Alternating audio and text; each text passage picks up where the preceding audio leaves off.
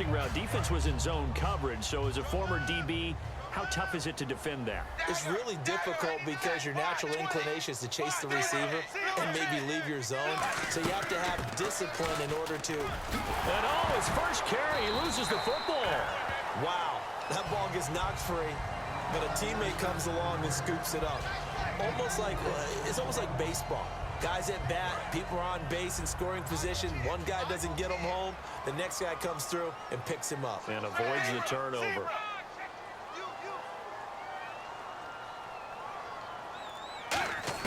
Now a first down throw, Tannehill.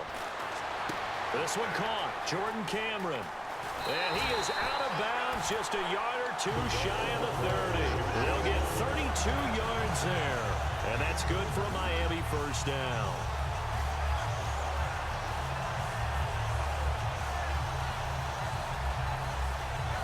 So after that big play, let's see if they can catch their defense maybe on their heels.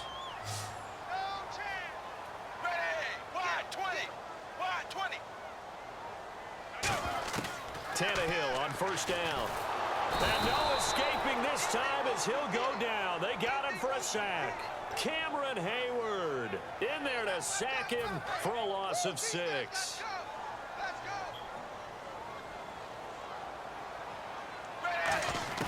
On second down, here's Tannehill. On the left side, this is Stills. The reception good for 7. It's third down.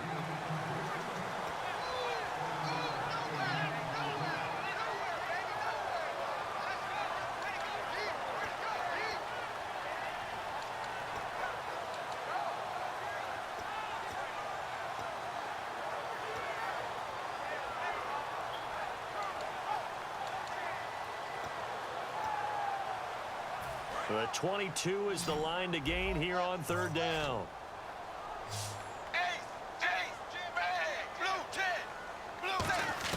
Throwing on third down, Tannehill.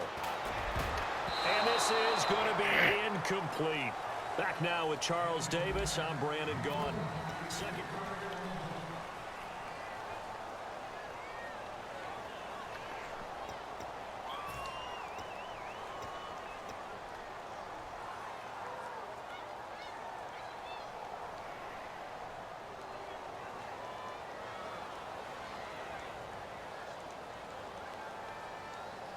And a tough ask here. They're going to go for it on fourth down and 9. Cameron, the man in motion.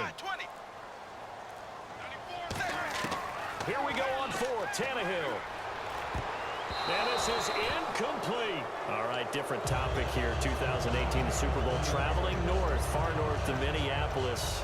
Early predictions for that one. Who you got? Well, you know, everyone's still waiting in the NFL for a home team to play in its home stadium, right? So could the Vikings be that team? I'll start in the NFC, and I'm going to say no. I think Seattle, starting to get near that maybe last run with their defense. But Earl Thomas returns. I like Seattle coming out of the NFC. How about you? Well, I'm actually going to take a Dallas Cowboys NFC title run. I think that they came so close this year, probably most talented going into next year. I like that one. Well, in the AFC, I'm going to go with a team that if they improve their defense and their quarterback stays healthy, they could be that team, the Oakland Raiders. Okay, I'm going dark horse. Cleveland Browns. Let's go. Hey, from worst to first. And that drop will cause a little bit of angst for the play caller because you know they've worked all week game planning and flexing the tight end out and making him a matchup issue for the defense. They had what they wanted, and he drops the ball. Man, just couldn't hang on to the slant.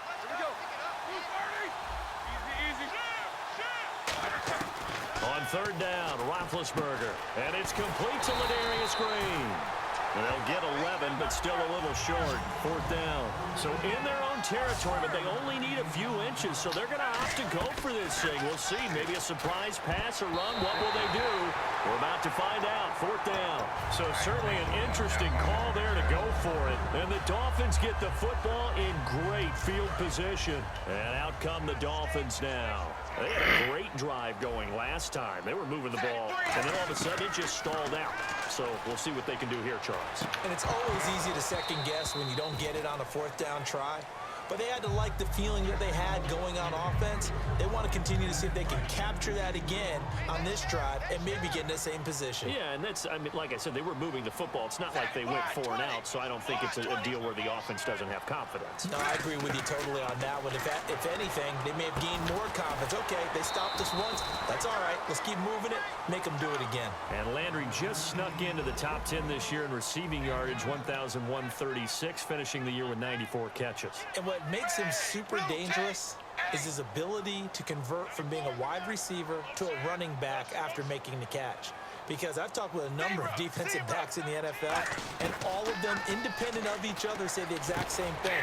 Tackling him in the open field is difficult, and he leaves an impact when you do actually bring him down. Calling a gain of 10, and they pick up the first.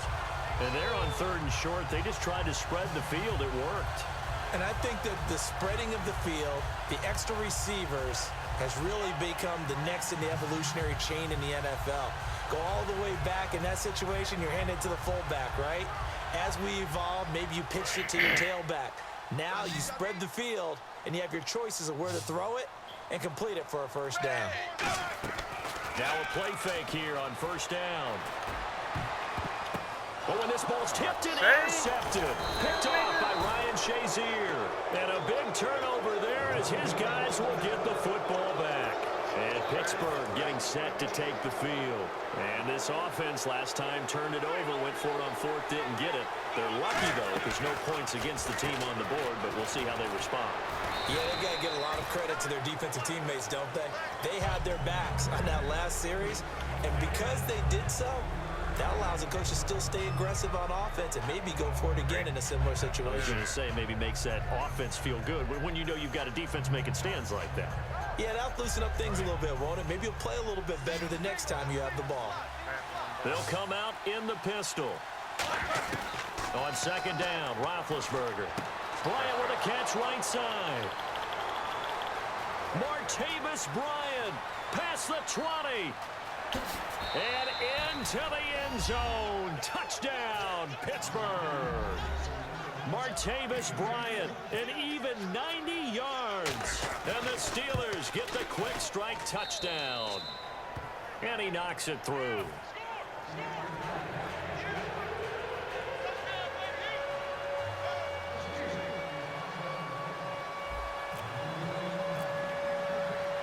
Boswell now to kick it away after the touchdown. This is fielded at the goal line. And he will be marked down right there at the 20-yard line. Out comes the Miami offensive unit now. They get set to take over. And following the interception, just any interception, are you a little bit more cautious when you start that next drive, or no, you just throw that out the window? I think you are. I don't think that there's any way you can run back out there and go, totally didn't affect me. Let's just go ahead and be loose with the football again. You're going to take care of it, but you have to be careful about being too cautious because now you can't run any offense at all. Still want to attack. We'll see how they attack them here. That one good for 16, and the drive will continue.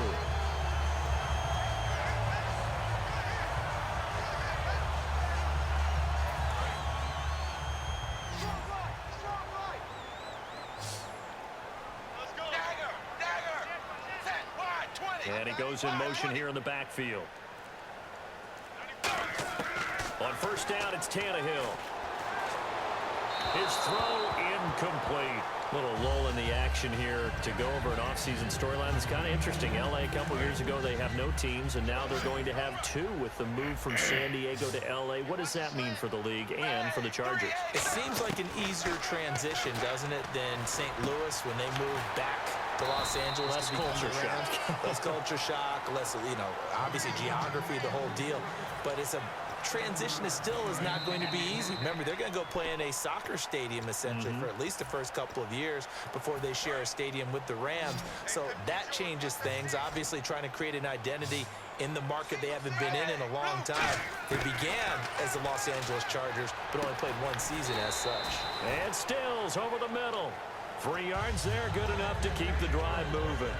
And Brandon, from our time in college football, where receivers weren't running the traditional NFL route tree, one thing they did learn, find open areas, find soft spots, and set up and catch the ball. And I think we just saw that there. Yeah, we saw that indeed, picking up the first. Now a first down throw, Tannehill. Oh, hit as he throws there, incomplete. That incompletion, Charles, gives me a chance to put you on the clock real quick. NFC teams last year that did not make the playoffs that might make a push this coming year. Well, three that come to mind right away that we thought were going to be in 2016. Minnesota, remember the start they got off to before that didn't work out so well for them. Arizona, we thought they were a lock to be in the playoffs. In fact, many of us called them Super Bowl contenders. And Carolina, the defending NFC champs going into last season, they didn't make it. So I think that all three could return to former glory.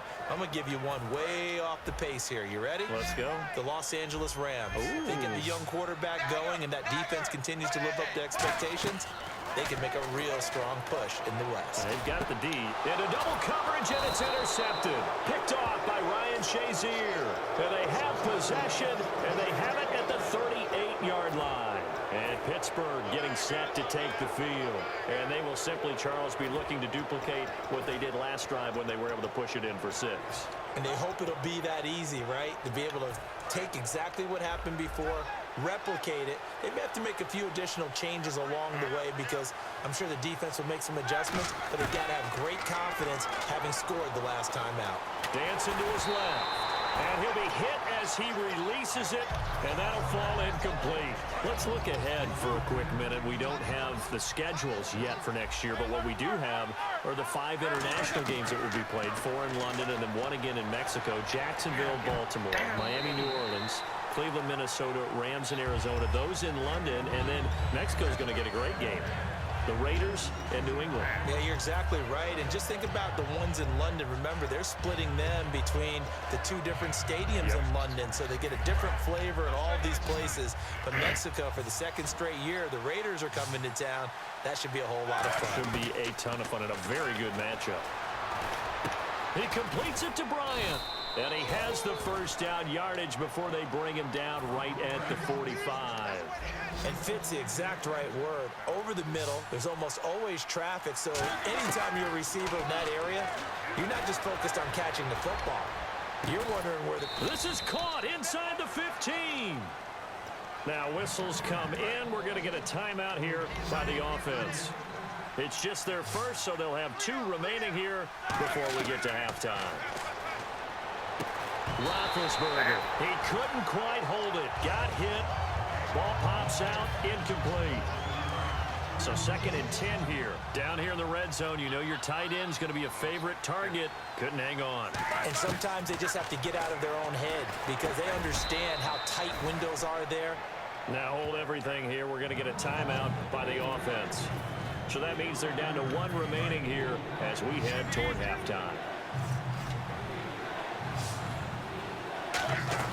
On 3rd and goal, Roethlisberger. This will be caught at about the 5. And he's in. Touchdown, Steelers. Martavis Bryant in the final seconds of the first half. And the Steelers are going to add on to their lead.